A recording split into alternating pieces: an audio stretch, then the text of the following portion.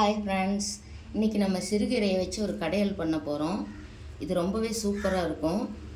இது கறி நம்ம மட்டன் செய்கிற அந்த சுவையை விட இது அருமையாக இருக்கும். இது செஞ்சு சூடான சாப்பாட்டுக்கு இதை போட்டு சாப்பிட்டா ஒரு தட்டு சோறு இருந்தாலும் காலி ஆகிடும்.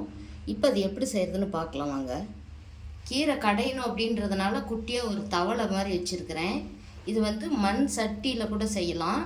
நான் இந்த மாதிரி தவளையில் வச்சுருக்கேன். இப்போ இதுக்கு 2 ஸ்பூன் எண்ணெய் விட்டுக்கலாம். கிராமத்து சைட்லலாம் மண் சட்டியில் அந்த மாதிரி கீரை கடைவாங்க. எண்ணெய் நல்லா காஞ்சிருச்சு. இப்போ கொஞ்சமாக கடுகு உளுந்து சேர்த்துக்கலாம்.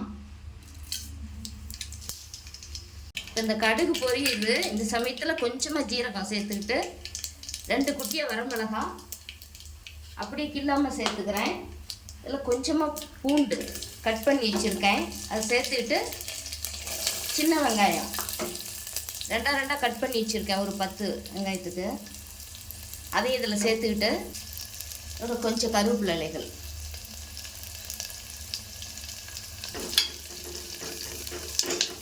இது கொஞ்சம் பாதி அளவுக்கு வதங்கினா போதும், நல்லா வதங்க வேண்டியதில்லை. 1 நிமிஷம் வதங்கட்டும். பாருங்க, ஒரு 2 நிமிஷம் வதங்கியிருக்கு. இந்த அளவுக்கு வதங்கினா போதும். இப்போ அந்த கீரை இதில் சேர்த்துக்கலாம்.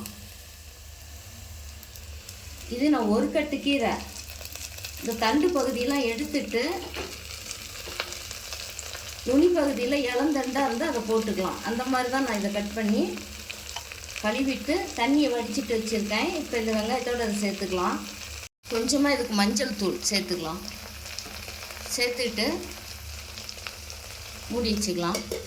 1 நிமிஷம் அப்படியே இருக்கட்டும். இப்போ திறந்து பார்த்துக்கலாம். இப்போ அதை அப்படியே குலுக்கி விட்டுக்கலாம். இப்போ கீரையை நல்லா குலுக்கி விட்டாச்சு. இந்த வெங்காயம்லாம் மேலே வந்துடுச்சு, இந்த கீரையெல்லாம் அடியில் போயிடுச்சு. இப்போ 1 நிமிஷம் மூடி வச்சுக்கலாம்.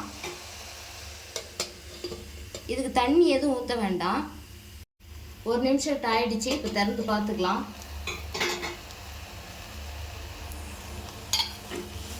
இது கலந்து விட்டுக்கலாம். கீரை எப்பயுமே நமக்கு இந்த நிறம் பச்சை நிறம் மாறாமல் நம்ம செய்யணும். நான் அதனால உப்பு போடலை. உப்பு போட்டோம்னா நமக்கு கலர் மாறிடும். இது கடைஞ்ச அப்புறம் தான் நம்ம உப்பு போடணும். இப்போ பாருங்கள், கீரை நல்லா வதங்கி வந்திருக்கு.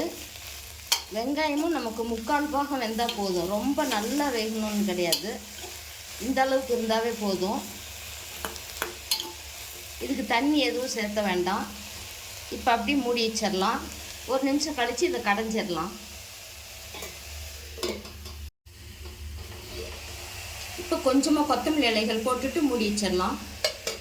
ஸ்டவ் ஆஃப் பண்ணிடலாம். 1 நிமிஷம் கழித்து எடுத்து கடைஞ்சிக்கலாம். இப்போ அது 1 நிமிஷம் ஆயிடுச்சு.